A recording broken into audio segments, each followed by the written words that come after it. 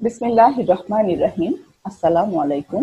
জাতীয় বিশ্ববিদ্যালয় কর্তৃক আয়োজিত অনলাইন ক্লাসে সবাইকে স্বাগত জানাচ্ছি। আমি শারমিন শাকিলা, সহকারী অধ্যাপক, উদ্ভিদ বিজ্ঞান বিভাগ, রাজশাহী কলেজ। চতুর্থ বর্ষ সম্মান শ্রেণীর বায়োটেকনোলজি অ্যান্ড জেনেটিক ইঞ্জিনিয়ারিং কোর্সটি আমি ক্লাস নিচ্ছি। আমাদের আজকের লেকচারের শিরোনাম জিন ট্রান্সফার টু প্লান্টস। আজকের পাঠ শেষে শিক্ষার্থীরা ডাইরেক্ট জিন ট্রান্সফার মেথডস বা জিন ট্রান্সফার টু প্লান্টস সম্বন্ধে জানবে এবং বলতে পারবে। তাহলে শিক্ষার্থীরা, আজকে আমরা আমাদের পাঠের যে বিষয়বস্তু, সেই বিষয়বস্তুতে চলে যাই। জিন transfer to plants or direct জিন ট্রান্সফার অর ট্রানজেনিক প্লান্টস। কোনো জীবের ডিএনএতে অন্য কোনো জীবের কাঙ্ক্ষিত ডিএনএ অংশ স্থাপনের মাধ্যমে পরিবর্তন ঘটানোকে জেনেটিক ইঞ্জিনিয়ারিং বলা হয়।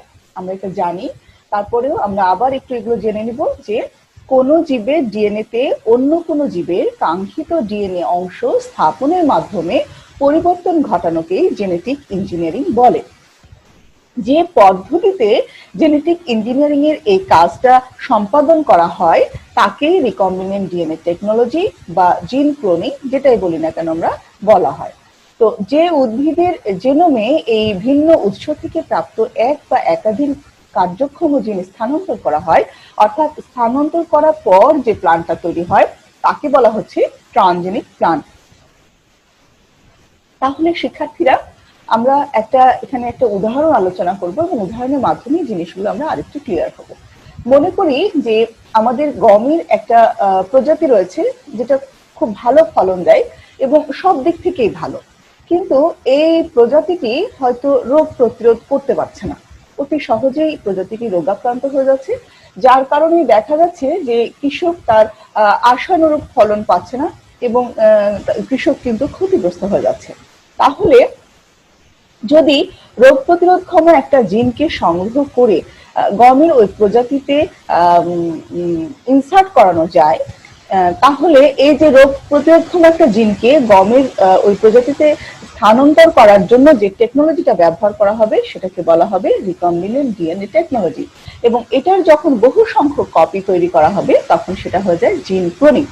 এবং এই যে রোগ প্রতিরোধক্ষম জিন ক্লোনিং এর মাধ্যমে বহু সংখ্যায় যে আমরা পাবো, সেটাকে যখন ওই কাঙ্ক্ষিত গমের প্রজাতিতে ইনসার্ট করানো যাবে, তখন গমের নতুন বৈশিষ্ট্য সম্পন্ন যে প্রজাতিটি আমরা পেলাম, যে সেটা ভালো তো ছিল এই সব দিক থেকে, তার সাথে এখন এটা রোগ প্রতিরোধক্ষম হয়ে গেছে, এই প্লান্টটাকে আমরা বলবো ট্রানজেনিক প্লান্ট। চলে যাই আমরা আমাদের পরবর্তী স্লাইডে, যে রিকম্বিনেন্ট ডিএনএ টেকনোলজি বা জিন ক্লোনিং এটা কতগুলো ধারাবাহিক ধাপে সম্পন্ন হয়। আমরা রিকম্বিনেন্ট ডিএনএ টেকনোলজির উপরে একটা বিস্তারিত ক্লাস করেছি। তারপরেও আমরা আজকে আবার একটু এটা স্মরণ করে নিব, যেহেতু এই জিনিসটা আমাদের লাগবে। কাজে আমরা এর যে ধাপগুলো আছে, ধাপগুলো আবার একটু পুনরালোচনা করে নিব। তাহলে আমাদের মনে আছে যে রিকম্বিনেন্ট ডিএনএ টেকনোলজি বা জিন ক্লোনিং এটা কতগুলো ধারাবাহিক ধাপে সম্পন্ন করা হয়েছিল। ধাপগুলো কি কি ছিল আমাদের নিশ্চয়ই মনে আছে, যে কাঙ্ক্ষিত জিন সংগ্রহ, প্লাজমিড সংগ্রহ, রেস্ট্রিকশন এনজাইম দিয়ে উভয়কে কর্তন, আরডিএনএ বা রিকম্বিনেন্ট ডিএনএ তৈরি, হোস্ট সেলে ট্রান্সফার, ব্যাকটেরিয়াল কলোনি সৃষ্টি, সাউদার্ন ব্লটিং পদ্ধতিতে ক্লোন জিন শনাক্তকরণ ও জিন সংগ্রহ। এই ধাপগুলো ধারাবাহিকভাবে সম্পাদনের মাধ্যমে কিন্তু জিন ক্লোনিং এর কাজটা সম্পাদন করা হয়েছিল।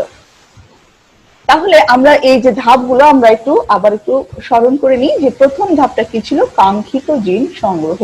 আমরা যে উদাহরণটা ব্যবহার করলাম, এই উদাহরণটা ধরেই যদি আমরা আলোচনা করি, তাহলে যে এই যে গমের যে প্রজাতিটার কথা আমরা বললাম, যেটা কিনা রোগ প্রতিরোধ করতে পারছে না, সহজেই রোগাক্রান্ত হয়ে যাচ্ছে, তাহলে তার জন্য আমাদের রোগ প্রতিরোধক্ষম একটি জিন প্রয়োজন, যে জিনটিকে আমরা বলছি কাঙ্ক্ষিত জিন। এই জিনটা প্রথমে সংগ্রহ করতে হবে। এই জিনটা কোথায় পাওয়া যাবে? এই জিনটা কোনো কাল্টিভেটেড ভ্যারাইটিতে পাওয়া যেতে পারে, কোনো ওয়াইল্ড ভ্যারাইটিতে পাওয়া যেতে পারে। মোট কথা, রোগ প্রতিরোধ ক্ষমতা সম্পন্ন যে জিনটা, সেই জিনটা আমাদেরকে প্রথমে সংগ্রহ করে নিতে হবে। এরপর দ্বিতীয় যে ধাপটা ছিল সেটা হচ্ছে প্লাজমিড সংগ্রহ। প্লাজমিড কি আমাদের নিশ্চয়ই মনে আছে, যে ব্যাকটেরিয়া কোষের নিজস্ব ক্রোমোজোম বহির্ভূত অতিরিক্ত ক্ষুদ্র, দ্বিসূত্রাকার, বৃত্তাকার, স্ব অনুলিপনযোগ্য যে একটা ক্ষুদ্র ডিএনএ অণু আছে, এটাকেই বলা হয় প্লাজমিড। তো রিকম্বিনেন্ট ডিএনএ টেকনোলজিতে একটি বাহক বা ভেক্টরের প্রয়োজন হয় এবং এই বাহক বা ভেক্টরের কাজটি করে থাকে প্লাজমিড। তাহলে ব্যাকটেরিয়া সেল থেকে এই প্লাজমিডকে সংগ্রহ করতে হবে। এর পরের ধাপটা ছিল যে রেস্ট্রিকশন এনজাইম দিয়ে উভয়কে কর্তন। আমরা আমাদের কাঙ্ক্ষিত যে জিনটা সংগ্রহ করেছি সেটাকেও রেস্ট্রিকশন এনজাইম দিয়ে কেটে নিব এবং বাহক হিসেবে যে প্লাজমিডটাকে আমরা নির্বাচন করেছি সেই প্লাজমিডটাকেও ওই একই রেস্ট্রিকশন এনজাইম দিয়ে কেটে নেব। এরপরে আসি আরডিএনএ তৈরি। কাঙ্ক্ষিত জিনকে কেটে নেওয়া হয়েছে, প্লাজমিডকে কেটে নেওয়া হয়েছে। এরপরে এই যে কাঙ্ক্ষিত জিনকে এই প্লাজমিড বাহকের সাথে লাইগেজ এনজাইম দিয়ে জোড়া দিতে হয়। লাইগেজ এনজাইম দিয়ে জোড়া দিলে এই যে প্লাজমিড একটা পুনর্বিন্যস্ত যে প্লাজমিডটা তৈরি হলো বা ডিএনএটা তৈরি হলো, এটাকে বলা হচ্ছে রিকম্বিনেন্ট ডিএনএ বা আরডিএনএ। এই রিকম্বিনেন্ট ডিএনএ তৈরির জন্য যে টেকনোলজিটা অ্যাপ্লাই করা হলো সেটাকে বলা হচ্ছে আরডিএনএ টেকনোলজি বা রিকম্বিনেন্ট ডিএনএ টেকনোলজি। তাহলে আরডিএনএ তৈরি হয়ে গেল। এবার ক্লোনিং এর জন্য কি করতে হবে? এই যে রিকম্বিনেন্ট ডিএনএটা আছে এটাকে হোস্ট সেলে ট্রান্সফার করতে হবে। তো হোস্ট সেল হিসেবে সাধারণত ব্যাকটেরিয়াকে নির্বাচন করা হয়ে থাকে, তবে ব্যাকটেরিয়া কিন্তু স্বাভাবিকভাবে মাধ্যম থেকে এই যে কোনো প্লাজমিড বা ডিএনএ গ্রহণ করে না। এক্ষেত্রে একটা কন্ডিশন ছিল যে ক্যালসিয়াম সমৃদ্ধ মিডিয়ামে যদি হিট শক দেওয়া হয় তাহলে ব্যাকটেরিয়া কিন্তু সহজেই বাইরে থেকে এই ডিএনএটা গ্রহণ করে। তাহলে এই যে রিকম্বিনেন্ট ডিএনএটা তৈরি করা হয়েছে এটাকে হোস্ট সেলে ট্রান্সফার করা হলো।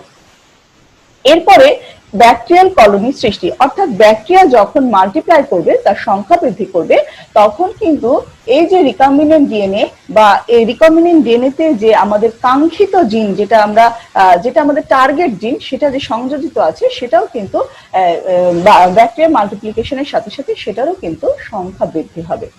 এরপরে কি করব আমরা? এরপরে সাউদার্ন ব্লটিং পদ্ধতির সাহায্যে এই যে ক্লোন জিনগুলো যেগুলো আমরা পেলাম ক্লোনিং এর মাধ্যমে, এই ক্লোন জিনগুলোকে শনাক্তকরণ করা হয় এবং এই জিনগুলোকে সংগ্রহ করা হয়।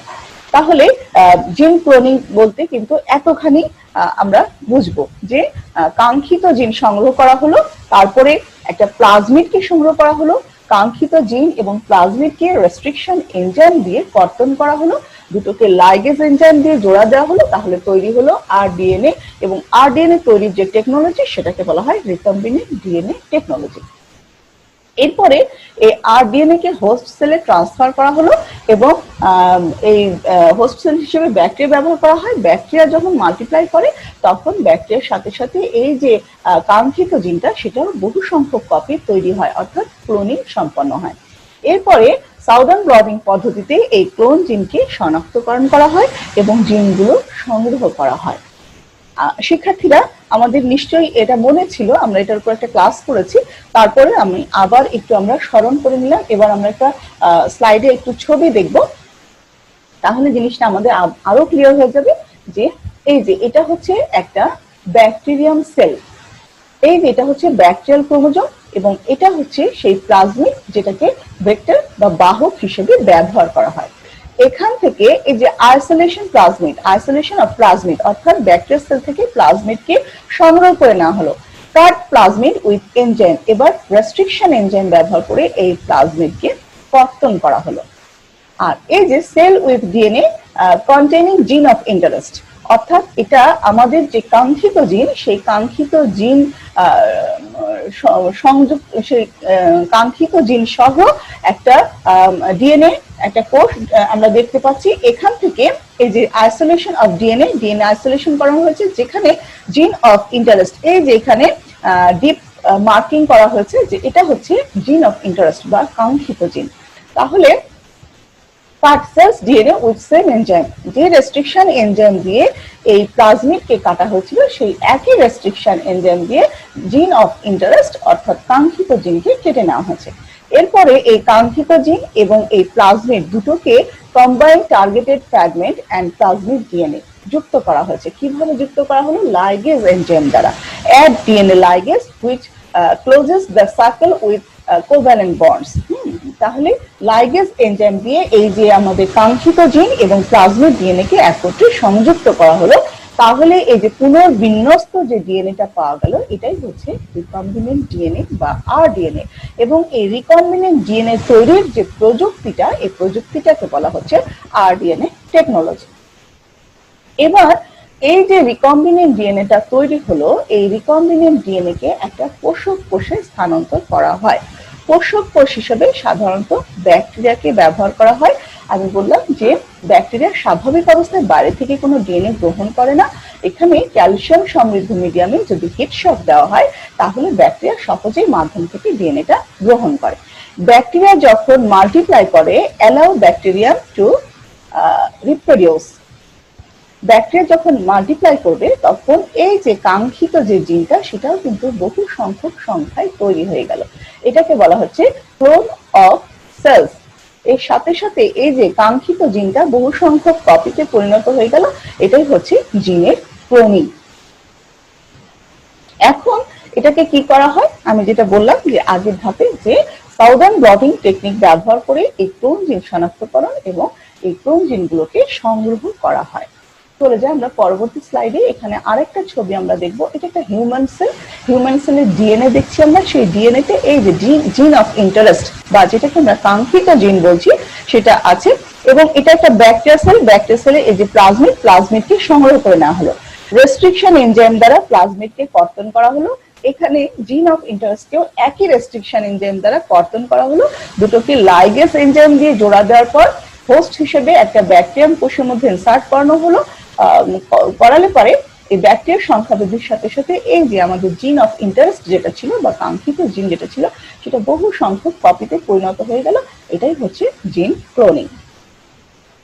শিক্ষার্থীরা, আশা করছি তোমাদের এটা মনে পড়ে গেছে। এবার আমরা আমাদের আজকের যে পড়া, যে ক্লোন জিন এক্সপ্লান্টে স্থানান্তর করার পদ্ধতি, এটা আমরা এখন ডিটেলসে পড়বো। তো রিকম্বিনেন্ট ডিএনএ টেকনোলজি বা জিন ক্লোনিং এর মাধ্যমে যে কাঙ্ক্ষিত জিনগুলো পাওয়া গেল, সেই জিন স্থানান্তরের জন্য কিছু পদ্ধতি আছে। তো আজকে সরাসরি পদ্ধতি যেগুলো আছে, সেই পদ্ধতিগুলো আমরা আজকে আলোচনা করব। তো এখানে একটা কথা আমি একটু বলি, যে কোনো একটা কাঙ্ক্ষিত জিনকে মুক্তভাবে বা রিকম্বিনেন্ট ডিএনএ এর মাধ্যমে কোষের প্রোটোপ্লাজমের মধ্যে প্রবেশ করানো হয়। প্রবেশ করানোর পর যদি সেটা ক্রোমোজোমের সাথে যুক্ত হয়ে যায়, বেঁচে থাকে এবং ওই তার যে নিজস্ব বৈশিষ্ট্য, সে বৈশিষ্ট্য প্রকাশ করে, এবং সাধারণ জিনের মতো যদি এটা এক প্রজন্ম থেকে আরেক প্রজন্মে স্থানান্তরিত হয়, তাহলে এই যে জিন ট্রান্সফারের যে পদ্ধতিটা, এটাকে বলা হচ্ছে ডাইরেক্ট জিন ট্রান্সফার মেথড। তো কতগুলো পদ্ধতিতে এই জিন স্থানান্তর করা হয়ে থাকে। পদ্ধতিগুলো কি কি আমরা প্রথমে একটু দেখিনি। যে রাসায়নিক পদ্ধতির মাধ্যমে, এটা আবার কয়েক ধরনের হয়ে থাকে। একটাকে বলা হচ্ছে ক্যালসিয়াম ফসফেট টলারিং, DEAE ডেক্সটার লাইপোফেকশন, প্রোটোপ্লাস্ট একত্রীকরণ। এরপরে যে প্রসেসটা রয়েছে, সেটাকে বলা হচ্ছে micro injection, electroporation, micro projectile bombardment, laser micropuncture, viral সংক্রমণ, ভ্রূণীয় স্টেম সেল স্থানান্তরের মাধ্যমে। এটা আবার দুই ভাবে হয়, একটাকে বলা হচ্ছে ইনজেকশন পদ্ধতি, আরটা হচ্ছে কো কালচার পদ্ধতি বা সহ আবাদ পদ্ধতি। এই পদ্ধতিগুলো এখন আমরা ডিটেলসে জানবো। প্রথমে চলে আসি রাসায়নিক পদ্ধতির মাধ্যমে। তো এটা আবার কয়েক রকমের হয়ে থাকে। আমি বললাম যেটা প্রথমে যেটা আছে, যে ক্যালসিয়াম ফসফেট টলারিং। এটা কিরকম, যে এই পদ্ধতির মাধ্যমে প্রথমে ডিএনএ কে ফসফেট বাফারের সাথে যোগ করে একটা দ্রবণ তৈরি করা হয়। ডিএনএ কে ফসফেট বাফারের সাথে যোগ করে প্রথমে একটা দ্রবণ প্রস্তুত করা হয়। পরে এই যে ডিএনএ দ্রবণটা তৈরি করা হলো, এর ভিতরে ক্যালসিয়াম ক্লোরাইড দ্রবণ যদি যোগ করা যায়, তাহলে ক্যালসিয়াম ফসফেট সহ ডিএনএ একটা দ্রবণ তৈরি হয়। এখন সেল কালচার বা টিস্যু কালচারে ব্যবহৃত যে কালচার মিডিয়ামটা, সেল কালচার বা টিস্যু কালচারের জন্য যে কালচার মিডিয়ামটা ব্যবহার করা হয়, সেই কালচার মিডিয়ামে এই ক্যালসিয়াম ফসফেট ডিএনএ দ্রবণ যুক্ত করলে দেখা যায় কি, যে ডিএনএ সহ ক্যালসিয়াম ফসফেটের যে মিশ্রণটা, সেটা তলানি হিসেবে জমা পড়ে যায়। এইবার ফ্যাগোসাইটোসিস প্রক্রিয়ায় এই তলানি কোষ কিন্তু সহজেই গ্রহণ করে, এবং কোষ যখন এই তলানি গ্রহণ করে তখন এই তলানির সাথে সাথে ডিএনএও কিন্তু কোষে প্রবেশ করে। তাহলে এই ছিল ক্যালসিয়াম ফসফেট তলানি মেথড। আচ্ছা, দ্বিতীয় যে পদ্ধতিটা আছে সেটা হচ্ছে ডিইএই ডেক্সটার্ন মেথড। এটা কি, যে ডিইএই ডেক্সটার্ন পানিতে দ্রবণীয় এবং এটা কিন্তু পলিক্যাটায়নিক। তো এর সাথে ডিএনএ যোগ করে স্থানান্তরযোগ্য ডিইএই ডেক্সটার্ন ডিএনএ দ্রবণ প্রস্তুত করা হয়, এবং এই যে ডিইএই ডেক্সটার্ন ডিএনএ দ্রবণ, এই দ্রবণে কোষ বা প্রোটোপ্লাস্ট যদি রেখে দেওয়া হয় তাহলে মোটামুটি 1 থেকে 8 ঘন্টার মধ্যেই কোষ বা প্রোটোপ্লাস্টে ডিএনএ অণু প্রবেশ করে। আমি আরেকবার একটু বলি, ডিইএই ডেক্সটার্ন মেথড, যেটা যে ডিইএই ডেক্সটার্ন একটা পানিতে দ্রবণীয় এবং পলিক্যাটায়নিক। তো এর সাথে যখন ডিএনএ কে যোগ করা হয়, যোগ করে এই স্থানান্তরযোগ্য ডিইএই ডেক্সটার্ন ডিএনএ দ্রবণটা প্রস্তুত করা হয়। প্রস্তুত করার পর এই ডিইএই ডেক্সটার্ন ডিএনএ দ্রবণে কোষ বা প্রোটোপ্লাস্টকে রেখে দিলে 1 থেকে 8 ঘন্টার মধ্যেই কোষ বা প্রোটোপ্লাস্টে ডিএনএ অণু প্রবেশ করে। এরপরে তৃতীয় পদ্ধতিটা হচ্ছে লাইপোফেকশন। এটা কেমন, যে লাইপোজোমের মাধ্যমে কোষের ভেতরে ডিএনএ প্রবেশ করানোর একটা পদ্ধতিকেই বলা হচ্ছে লাইপোফেকশন। লাইপোজোমের মাধ্যমে কোষের ভেতরে ডিএনএ প্রবেশ করানোর পদ্ধতিকেই বলা হচ্ছে লাইপোফেকশন। তো লাইপোজোম কি? লাইপোজোম হচ্ছে লিপিড দ্বারা তৈরি মেমব্রেন বিশিষ্ট ক্ষুদ্রাকৃতির একটা থলি বিশেষ। তো প্রথমে এই আয়নবিহীন লিপিড লাইপোজোম তৈরিতে ব্যবহৃত হয় এবং এটা ডিএনএ অণুর চারপাশকে ঘিরে উৎপন্ন হয়। এই ডিএনএ অণুযুক্ত লাইপোজোমকে কোষ বা প্রোটোপ্লাস্টের সঙ্গে মিশিয়ে দিলে এই লাইপোজোম প্রথমে কোষ আবরণীর সংস্পর্শে আসে এবং কিছু সময়ের মধ্যে সাধারণত কোষ বা প্রোটোপ্লাস্টের ভেতরে প্রবেশ করে থাকে। তাহলে এই ছিল লাইপোফেকশন প্রসেস। এরপরে আসি প্রোটোপ্লাস্ট একত্রীকরণ। এটা কি, যে প্রোটোপ্লাস্ট একত্রীকরণের মাধ্যমেও কিন্তু জিন ট্রান্সফার করা যায়, জিন স্থানান্তর করা যায়। তো এক্ষেত্রে ফিউসোজেন নামক কিছু রাসায়নিক উপাদান ব্যবহার করা হয়, যেমন sodium nitrate, dextran, polyethylene glycol, polyvinyl alcohol প্রভৃতি ব্যবহার করা হয়। এই রাসায়নিক মাধ্যমে যদি দুটো কোষকে একসাথে রেখে দেওয়া হয় তখন এর কোষ দুটোর মধ্যে প্রোটোপ্লাস্টের মিশ্রণ ঘটে, ফলে দুটি কোষের ডিএনএ উপাদানের মধ্যে মিশ্রণ হয় এবং একটা হাইব্রিড ডিএনএ তৈরি হয়। এছাড়াও ইলেকট্রোফিউশন নামক বৈদ্যুতিক পদ্ধতির মাধ্যমে প্রোটোপ্লাস্ট একত্রীকরণ করা সম্ভব। একইভাবে যখন দুটি সোমাটিক সেলের প্রোটোপ্লাস্ট একত্রিত হয় তখন তাকে সোমাটিক হাইব্রিড বা সাইব্রিডও বলা হয়।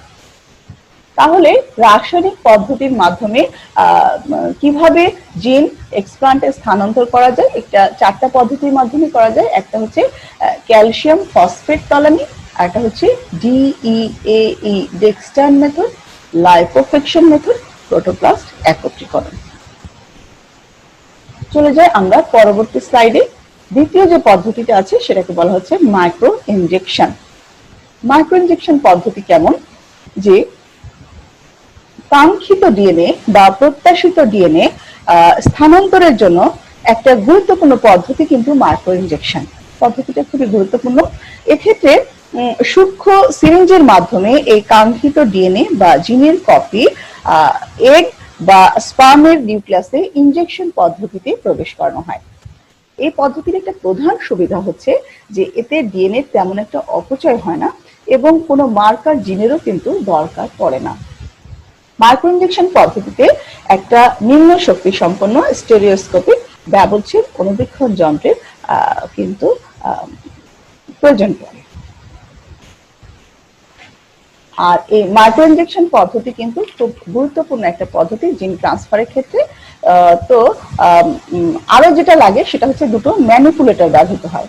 তো এই ম্যানিপুলেটরে একটা গ্লাস মাইক্রোপিপেট, যার সাহায্যে এই পার্শিয়াল সাকশন পদ্ধতিতে স্পার্ম বা ওভামের কোষ বা প্রোটোপ্লাস্টকে ধরা হয় এবং অন্য মাইক্রোপিপেটটি হলো সূক্ষ্ম কাঁচের ইনজেকশন সুচ, যার সাহায্যে এই ডিএনএ বা জিনের কপিকে ইনজেকশনের মতো কোষের নিউক্লিয়াসে ঢুকিয়ে দেওয়া হয়।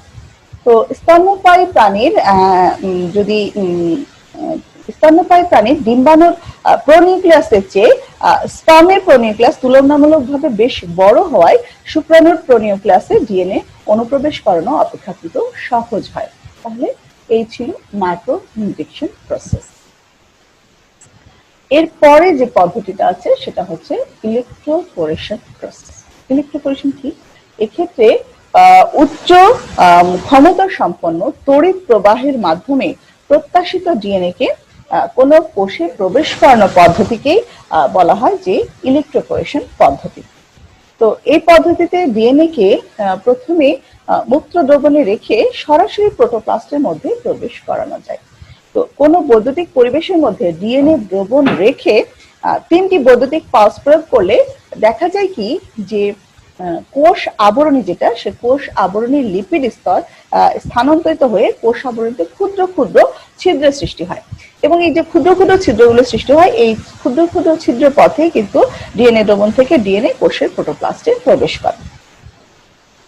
কিন্তু ডিএনএ এবং কোষের অধিক সংখ্যার প্রয়োজন হয় এই পদ্ধতিতে। হ্যাঁ, এই পদ্ধতির একটি সুবিধা হলো যে এর মাধ্যমে কোষে বেশ দ্রুত ডিএনএ প্রবেশ করতে পারে। তাহলে ইলেকট্রোপোরেশন পদ্ধতি কি? খুব গুরুত্বপূর্ণ একটি পদ্ধতি। আমি আরেকবার একটু বলি যে উচ্চ ক্ষমতা সম্পন্ন তড়িৎ প্রবাহের মাধ্যমে এই যে কাঙ্ক্ষিত ডিএনএটা, সেটাকে কোনো কোষে প্রবেশ করানোর পদ্ধতিকেই ইলেকট্রোপোরেশন বলা হয়। এই পদ্ধতিতে ডিএনএ কে মুক্ত দ্রবণে রেখে সরাসরি প্রোটোপ্লাস্টের মধ্যে প্রবেশ করানো হয়। কোন বৈদ্যুতিক পরিবেশের মধ্যে ডিএনএ দ্রবণ রেখে 3টি বৈদ্যুতিক পালস যদি প্রয়োগ করা যায়, তখন কোষ আবরণের লিপিড স্তর স্থানান্তরিত হয়ে সেখানে ক্ষুদ্র ক্ষুদ্র ছিদ্র সৃষ্টি হয় এবং এই ছিদ্র পথে সহজেই ডিএনএ দ্রবণ থেকে ডিএনএ কোষের প্রোটোপ্লাস্টে প্রবেশ করে। এই পদ্ধতির সুবিধা হলো যে এর মাধ্যমে কোষে বেশ দ্রুত ডিএনএ অণু প্রবেশ করতে পারে। এরপরে যে পদ্ধতিটা আসে সেটা হচ্ছে মাইক্রোপ্রজেক্টাইল বোম্বার্ডমেন্ট মেথড। খুব বহুল ব্যবহৃত একটি পদ্ধতি। তো এটা কেমন? এখানে বায়োলিস্টিকের মাইক্রোপ্রজেক্টাইল বোম্বার্ডমেন্ট এর আরেকটা নাম হচ্ছে শর্টগান মেথড। Shotgun method. তো এক্ষেত্রে কি হয় যে এই যে কাঙ্ক্ষিত জিন যেটাকে ক্লোন করা হয়েছে, সেই কাঙ্ক্ষিত জিনকে বা ডিএনএ অণুকে মাইক্রোপ্রজেক্টাইলের সাথে সংযুক্ত করে বন্দুকের গুলির মতো করে, বন্দুকের গুলি যেভাবে ছোড়ে এইভাবে ছোড়ার মতো করে পার্টিকেল বোম্বার্ডমেন্টের সাহায্যে কোষে প্রবেশ করানো হয়। তো এক্ষেত্রে যে কালচার করা যে কোষ কলা বা অর্গান গুলো থাকে, সেই কোষ কলা বা অর্গানের ঝিল্লি ভেদ করে এই যখন বন্দুকের গুলির মতো করে এটা যখন প্রবেশ করানো হয়, তখন সেই কোষ কলা বা অর্গানের ঝিল্লি ভেদ করে দ্রুত গতিতে আসা এই ডিএনএ অণুটা প্রোটোপ্লাস্টের অণুতে প্রবেশ করে। এই প্রক্রিয়ায় দেখা যায় যে একটা টিস্যুর অনেকগুলো কোষে একই সাথে ডিএনএ স্থানান্তর করা হয়। তো এই পদ্ধতিতে প্রথমে যেটা করা হয় যে স্বর্ণ বা ট্যাংস্টেন, খুব ক্ষুদ্র আকৃতির স্বর্ণ বা ট্যাংস্টেন ধাতুর সাথে এই যে কাঙ্ক্ষিত ডিএনএ আছে সেই ডিএনএ খণ্ডকে সংযুক্ত করে দেওয়া হয়। এই স্বর্ণ বা ট্যাংস্টেন ধাতুর সাথে ডিএনএ খণ্ড সংযুক্ত করানোর জন্য স্পার্মিডিন নামক এক ধরনের আঠালো পদার্থ ব্যবহার করা হয়। তারপরে এটাকে এই যে ডিএনএ খণ্ড, যে স্বর্ণ বা ট্যাংস্টেন ধাতুর টুকরা সমূহকে যেটাকে একসাথে একত্র করা হয়েছে, সেটাকে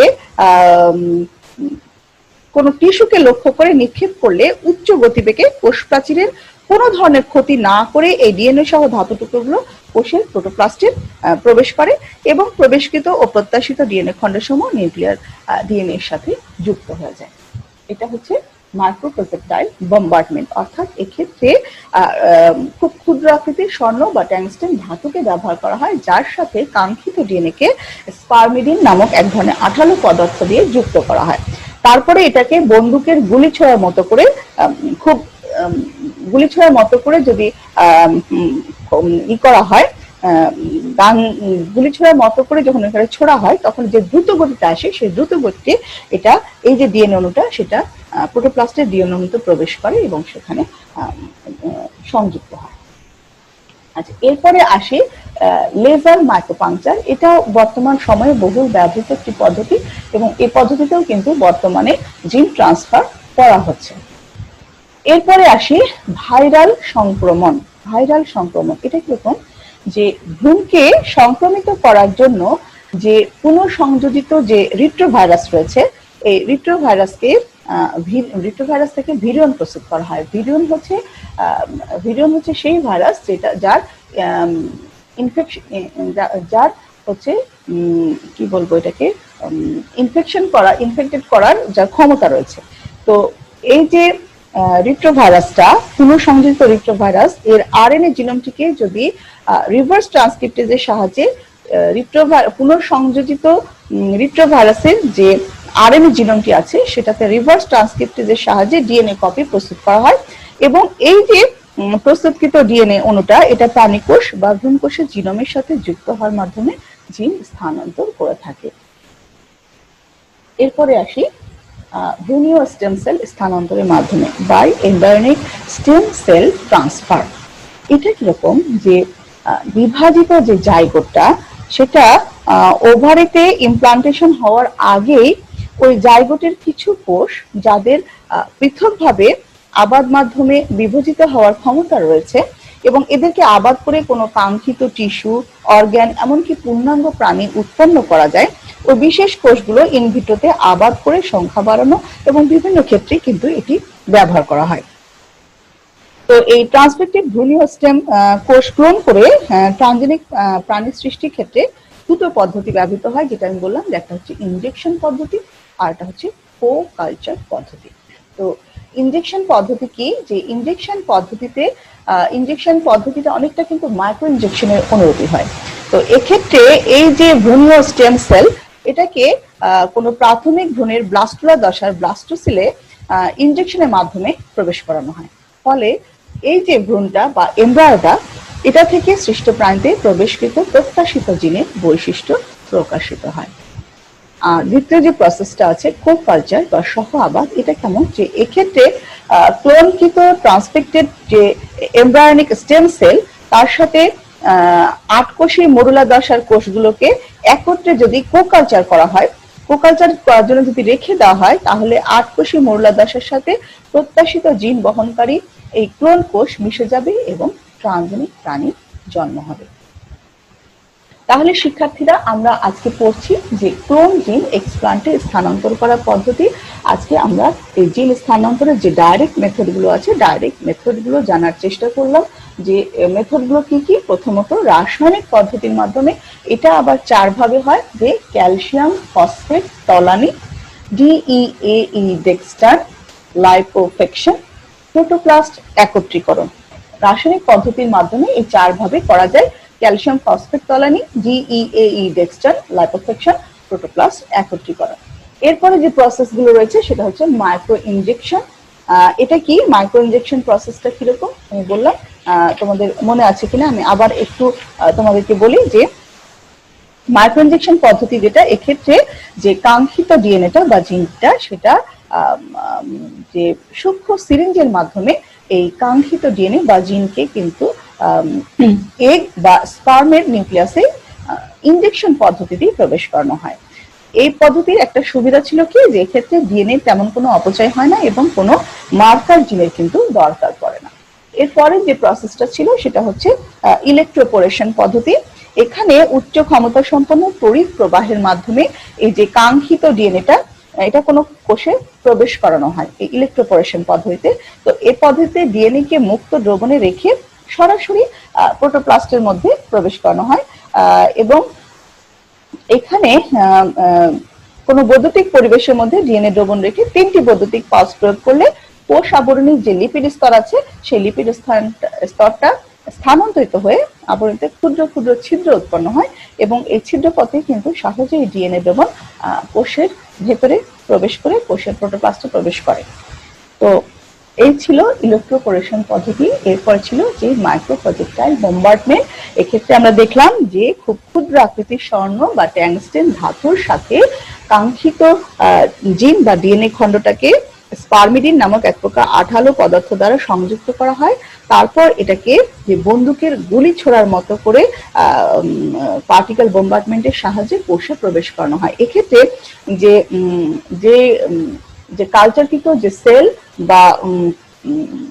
বা টিস্যু বা অর্গান যাই বলি না কেন, তার ভেতরে দ্রুত গতিতে আসা ডিএনএ এই অণুটা প্রোটোপ্লাস্টের ভিতরে প্রবেশ করে যায়। এরপরে ছিল লেজার মাইক্রোপাংচার, তারপরে আছে ভাইরাল সংক্রমণ। ভাইরাল সংক্রমণটা কি ছিল? যে এমব্রায়োকে সংক্রমণ করার জন্য যে পুনঃসংযোজিত রিট্রোভাইরাস, সেই রিট্রোভাইরাস থেকে ভিরিয়ন প্রস্তুত করা হয়েছে। এই পুনঃসংযোজিত রিট্রোভাইরাসের আরএনএ জিনোমটি রিভার্স ট্রান্সক্রিপ্টেজের সাহায্যে ডিএনএ কপি প্রস্তুত করে এবং প্রস্তুতকৃত এই ডিএনএ অণু প্রাণীকোষ বা ভ্রূণকোষের জিনোমের সাথে যুক্ত হওয়ার মাধ্যমে জিন স্থানান্তর হয়ে থাকে। এরপরে ছিল ভ্রূণীয় স্টেম সেল স্থানান্তরের মাধ্যমে। এটা দুই ভাবে হয়, একটা হচ্ছে ইনজেকশন পদ্ধতি আর একটা হচ্ছে সহ আবাদ পদ্ধতি। ইনজেকশন পদ্ধতিটা অনেকটা মাইক্রো ইনজেকশন পদ্ধতিরই অনুরূপ। আর সহ আবাদ পদ্ধতি যেটা, সেক্ষেত্রে দেখা গেছে যে ক্লোনকৃত ট্রান্সফেক্টেড যে এমব্রায়োনিক যে স্টেম সেল, তার সাথে আটকোষী মরুলাদশার কোষগুলোকে একত্রে যদি কো-কালচার করা হয়, তখন আটকোষী মরুলাদশার সাথে এই কাঙ্ক্ষিত জিন বহনকারী যে ক্লোন জিনগুলো মিশে যাবে এবং প্রাণজনিক প্রাণীর কিন্তু জন্ম হবে। তাহলে শিক্ষার্থীরা, এই ছিল জিন ট্রান্সফার মেথড। এখন আমরা কিছু চিত্র দেখব। এটা হচ্ছে মাইক্রো ইনজেকশন প্রসেস। এই যে মাইক্রো ইনজেকশন প্রসেস। এরপরে যে ছবিটা আমরা দেখবো, ইলেকট্রোপোরেশন। এখানে কি? এখানে যে সেল মেমব্রেন রাখা আছে, মাধ্যমে ডিএনএ রাখা আছে। এখন এখানে যদি ইলেকট্রিক ফিল্ড ইনডিউস এ ভোল্টেজ অ্যাক্রস সেল মেমব্রেন, এখানে যদি বৈদ্যুতিক পালস সৃষ্টি করা যায়, তখন এই যে সেল মেমব্রেনের গায়ে ক্ষুদ্র ক্ষুদ্র ছিদ্রের সৃষ্টি হয় এবং এই ক্ষুদ্র ক্ষুদ্র ছিদ্র দিয়ে কিন্তু ডিএনএ অণুগুলো ভেতরে প্রবেশ করে। মাইক্রোপ্রজেক্টাইল বম্বার্ডমেন্ট মেথড। এক্ষেত্রে আমি বলেছিলাম যে খুব ক্ষুদ্র আকৃতির ট্যাংস্টেন অথবা, দুটো ধাতু বলেছি, খুব ক্ষুদ্র আকৃতির ট্যাংস্টেন অথবা স্বর্ণ, তার সাথে কাঙ্ক্ষিত জিনকে যুক্ত করে এই যে গানের মাধ্যমে খুব দ্রুত স্পিডে এটাকে কালচারকৃত সেল, টিস্যু বা অর্গানে ইনসার্ট করানো হয়। লেজার মাইক্রোপাংচার মেথড, তার একটা চিত্র আমরা এখানে দেখতে পাচ্ছি। আচ্ছা, এরপরে চলে আসি আমরা ট্রান্সজেনিক প্লান্ট সৃষ্টি। আমরা রিকম্বিনেন্ট ডিএনএ তৈরি করেছিলাম, যেটার উদ্দেশ্য ছিল কাঙ্ক্ষিত জিনটাকে কপি করানোর জন্য, মানে কাঙ্ক্ষিত জিন কোনো একটা আমাদের কোনো একটা উদ্ভিদ ভ্যারাইটিতে প্রবেশ করানোর জন্য একটা বাহকের সাথে সংযুক্ত করে সেটাকে রিকম্বিনেন্ট ডিএনএ তৈরি করা হয়েছিল। তারপর সেটাকে যখন কোনো হোস্ট সেলে, বিশেষ করে ব্যাকটেরিয়া সেলে প্রবেশ করানো হয়েছে, তখন ব্যাকটেরিয়া সেল যখন মাল্টিপ্লাই করেছে, তখন ব্যাকটেরিয়া সেলের সাথে সাথে এই কাঙ্ক্ষিত জিনটাও অনেক সংখ্যায় তৈরি হয়ে গেছে, যেটাকে বলা হচ্ছে ক্লোনিং। তারপরে এই ক্লোন জিনগুলোকে শনাক্তকরণ করা হয়েছিল এবং পৃথক করে নেওয়া হয়েছিল। এই যে পৃথক করে নেওয়া হয়েছিল, সেগুলোকে আবার ওই যে উদাহরণ হিসেবে দিয়েছিলাম যে গমের একটা প্রজাতি যাতে রোগ প্রতিরোধ ক্ষমতা নাই, আমরা সেটাকে রোগ প্রতিরোধ ক্ষম করতে চাচ্ছি, সেই গমের প্রজাতিতে কিভাবে ইনসার্ট করব, তার জন্য কতগুলো মেথড আমরা দেখলাম। এখন এই ইনসার্ট যখন করানো হয়ে গেল, তাহলে নতুন বৈশিষ্ট্য সম্পন্ন যে মানে কালচারকৃত সেল, টিস্যু বা অর্গানে যখন কাঙ্ক্ষিত জিনটা ট্রান্সফার করা হয়ে গেল, তখন কিন্তু সেটা হয়ে গেল ট্রান্সজেনিক। এবার এই যে কালচারকৃত সেল, টিস্যু বা অর্গানে টার্গেট জিনটাকে ইনসার্ট করানো হয়েছে, এটা আবার যদি আমরা এক্সপ্লান্ট ধরে নিই, তাহলে এই ট্রান্সফারকৃত ক্যালাস বা এক্সপ্লান্টকে জীবাণুমুক্ত পরিবেশে কালচার মিডিয়ামে স্থাপন করতে হবে। স্থাপন মানে সেই টিস্যু কালচার প্রসেসে আমরা আবার ফিরে আসলাম যে ট্রান্সফারকৃত ক্যালাস বা এক্সপ্লান্টকে জীবাণুমুক্ত পরিবেশে কালচার মিডিয়ামে স্থাপন করতে হবে। যখন স্থাপন করা হবে, তখন এখান থেকে শুট এবং লিফ হবে, অর্থাৎ রিজেনারেশন হবে। রিজেনারেশন হওয়ার পরে এটাকে মাল্টিপ্লিকেশন বা প্রলিফারেশন যেটাই বলি, অর্থাৎ সংখ্যা বৃদ্ধি করানো হবে। সংখ্যা বৃদ্ধি যখন করানো হয়ে গেল, তখন এটাকে আমরা বলছিলাম প্লান্ট লেট বা অনুচারা। যখন আমরা টিস্যু কালচারে ক্লাস করেছি তখন আমরা এটা ডিটেলসে পড়েছিলাম যে প্লান্টলেট বা অনুচারা। তাহলে এই প্লান্টলেট বা অনুচারাকে এবার মূল উৎপাদক মিডিয়ামে স্থাপন করতে হবে। তাহলে রুট, শুট, লিফের সমন্বয়ে একটা পূর্ণাঙ্গ প্লান্টলেট বা অনুচারা তৈরি হয়ে গেল। এটাকে তখন ধীরে ধীরে প্রাকৃতিক পরিবেশের সাথে অ্যাডজাস্ট করিয়ে প্রাকৃতিক পরিবেশে স্থানান্তর করা হবে। তাহলে এই যে কাঙ্ক্ষিত জিন স্থানান্তরের ফলে নতুন বৈশিষ্ট্যযুক্ত যে উদ্ভিদটা উৎপন্ন হলো, এটাকেই বলা হচ্ছে ট্রান্সজেনিক প্লান্ট বা জিএমও, জেনেটিক্যালি মডিফাইড প্লান্ট বা জিএমও, জেনেটিক্যালি মডিফাইড অর্গানিজম। আমি আশা করছি তোমরা ক্লিয়ার হয়ে গেছো। তারপরে আমি আরেকবার একটু বলি যে রিকম্বিনেন্ট ডিএনএ টেকনোলজি, তারপরে জিন ক্লোনিং, তারপরে ক্লোনকৃত জিন শনাক্তকরণ এবং সেটা সংগ্রহ করার পরে এটাকে আমরা দেখলাম যে যখন কাঙ্ক্ষিত জিন ক্লোনকৃত কাঙ্ক্ষিত জিনগুলো শনাক্তকরণ করা হলো এবং সংগ্রহ করা হলো, তখন এটাকে যে উদ্দেশ্যে করা হয়েছিল সেই উদ্ভিদ প্রজাতিতে কিভাবে দেয়া হবে তার জন্য কতগুলো প্রসেস রয়েছে। ডাইরেক্ট মেথড যেগুলো, সেই ডাইরেক্ট মেথডগুলো আজকে আমরা জানলাম। এই দেওয়ার পরে কালচারকৃত সেল, টিস্যু বা অর্গানে যখন ক্লোন জিনটা ইনসার্ট করানো হলো, তখন এই যে ট্রান্সফারকৃত ক্যালাস বা এক্সপ্লান্টকে জীবাণুমুক্ত পরিবেশে কালচার মিডিয়ামে স্থাপন করা হলো। তারপরে এটা রিজেনারেশন করানো হলো, অর্থাৎ এখান থেকে পরবর্তী শুট, লিফ হবে। এবারে মাল্টিপ্লিকেশন বা প্রলিফারেশন যেটাই বলি, যে সংখ্যা বৃদ্ধি করানো হলো। এবার এই প্লান্টলেটকে মূল উৎপাদক মিডিয়ামে স্থাপন করলে এখান থেকে মূল তৈরি হবে, অর্থাৎ রুট, শুট এবং লিফের সমন্বয়ে একটা পূর্ণাঙ্গ অনুচারা তৈরি হলো। এবার এই পূর্ণাঙ্গ অনুচারাটিকে বাইরের পরিবেশের সাথে আস্তে আস্তে খাপ খাইয়ে প্রাকৃতিক পরিবেশে স্থানান্তর করা হয়। কাজেই আমরা দেখতে পেলাম যে কাঙ্ক্ষিত জিন স্থানান্তরের ফলে নতুন বৈশিষ্ট্যযুক্ত যে উদ্ভিদটা উৎপন্ন হয় তাকেই ট্রান্সজেনিক প্ল্যান্ট বলা হয় বা জিএমও বলা হয়, জেনেটিক্যালি মডিফাইড অর্গানিজম বা জেনেটিক্যালি মডিফাইড প্ল্যান্ট বলা হয়। তাহলে শিক্ষার্থীরা, এই ছিল আমাদের আজকের ক্লাস। আশা করছি তোমরা আজকের ক্লাসটা বুঝতে পেরেছো। তাহলে আমরা আজকের ক্লাসে কি কি শিখলাম আমরা আবার একটু ফিরে যাই। আজকে মূলত আমাদের ক্লাস ছিল যে জিন ট্রান্সফার টু প্লান্টস অথবা ডাইরেক্ট জিন ট্রান্সফার অথবা ট্রান্সজেনিক প্লান্টস, এটা আমরা জানলাম। তার জন্য আমাদের রিকম্বিনেন্ট ডিএনএ কিভাবে তৈরি করেছিলাম এবং জিন ক্লোনিং যে প্রসেসটা সেটা আমরা প্রথমে একটু দেখে নিয়েছিলাম যে রিকম্বিনেন্ট ডিএনএ এবং জিন ক্লোনিংটা কিভাবে করা হয়। এই চিত্র দেখলাম যে জিন ক্লোনিং করার পরে যে কাঙ্ক্ষিত জিনটা, সেই কাঙ্ক্ষিত জিনটাকে শনাক্তকরণ করা হলো এবং সেটাকে সংগ্রহ করা হলো। তারপরে এই ক্লোন জিনটা এক্সপ্লান্টে স্থাপন করা পদ্ধতি, তার অনেকগুলো পদ্ধতি রয়েছে। আমরা দেখলাম যে রাসায়নিক পদ্ধতি রয়েছে, তার মধ্যে আবার 4টা পদ্ধতি রয়েছে। ক্যালসিয়াম ফসফেট তলানি পদ্ধতি, DEAE ডেক্সটান পদ্ধতি, লাইপোফ্রিকশন পদ্ধতি, প্রোটোপ্লাস্ট একত্রীকরণ পদ্ধতি।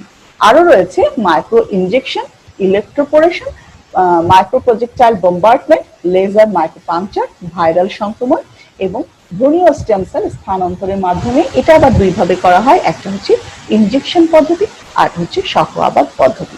তারপরে এই এক্সপ্লান্টটিকে, তার আমরা কিছু ছবি দেখেছিলাম মাইক্রো ইনজেকশন প্রসেসের, ইলেকট্রোপোরেশন প্রসেসের, মাইক্রোপ্রজেক্টাইল বোম্বার্ডমেন্ট, লেজার মাইক্রোপাংচার। এরপরে যে এক্সপ্লান্টে কাঙ্ক্ষিত জিনটাকে ইনসার্ট করানো হয়েছিল সেটাকে জীবাণুমুক্ত পরিবেশে কালচার মিডিয়ামে স্থাপন করা হয়, রিজেনারেশন করানো হয়, মাল্টিপ্লিকেশন বা প্রলিফারেশন করানোর পরে একে মূল বা রুট যখন উৎপাদিত হয় তখন রুট, শুট, লিফের সমন্বয়ে একটা পূর্ণাঙ্গ অনুচারা তৈরি হয়ে যায়, যেটাকে প্রাকৃতিক পরিবেশে স্থানান্তর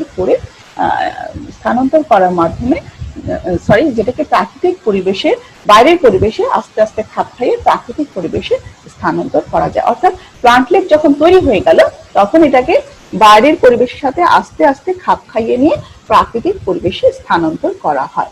এই কাঙ্ক্ষিত জিন স্থানান্তরের ফলে নতুন বৈশিষ্ট্যযুক্ত যে উদ্ভিদটা তৈরি হয়েছিল তাকে বলা হলো ট্রান্সজেনিক প্ল্যান্ট বা জিএমও, জেনেটিক্যালি মডিফাইড অর্গানিজম। এখানে আমরা পরবর্তী স্লাইডে একটা ছবি দেখব। এই যে প্রোটোপ্লাস্ট নেওয়া হলো, ট্রান্সফরমেশন, তারপর এখান থেকে রিজেনারেশন, রিজেনারেশনের পরে এই যে প্লান্টলেট বা অণুচারা তৈরি হয়ে গেল, এই অণুচারাকে আবার অ্যাক্লিমাটাইজেশনের মাধ্যমে এই যে প্রাকৃতিক পরিবেশ তথা বাইরের পরিবেশে স্থানান্তর করা হয়। আশা করছি শিক্ষার্থীরা তোমরা আজকের ক্লাসটা ভালোভাবে বুঝতে পেরেছো। আমাদের সিলেবাসে আরো কিছু বিষয় আছে, সেগুলো আমরা ইনশাল্লাহ আগামী ক্লাসে পড়বো। আজকের ক্লাসে রেফারেন্স হিসেবে আমি যে বইগুলো উল্লেখ করতে চাই, প্লান্ট বায়োটেকনোলজি, AKM রফিউল ইসলাম, মোহাম্মদ হাসানুর রহমান, উদ্ভিদ জৈব প্রযুক্তি ও জিন প্রকৌশল, জীবন কৃষ্ণ সাহা, উদ্ভিদ জৈব প্রযুক্তি ও জিন প্রকৌশল, মোহাম্মদ আজিজুল বারী, ABM ওহিদুল ইসলাম, মোহাম্মদ আশরাফুল আলম, সুব্রত কুমার দাস। তাহলে এই ছিল আমাদের আজকের ক্লাস। আশা করছি তোমরা সবাই আজকের ক্লাস বুঝতে পেরেছো। ইনশাআল্লাহ আগামী ক্লাসে তোমাদের সাথে আবার দেখা হবে।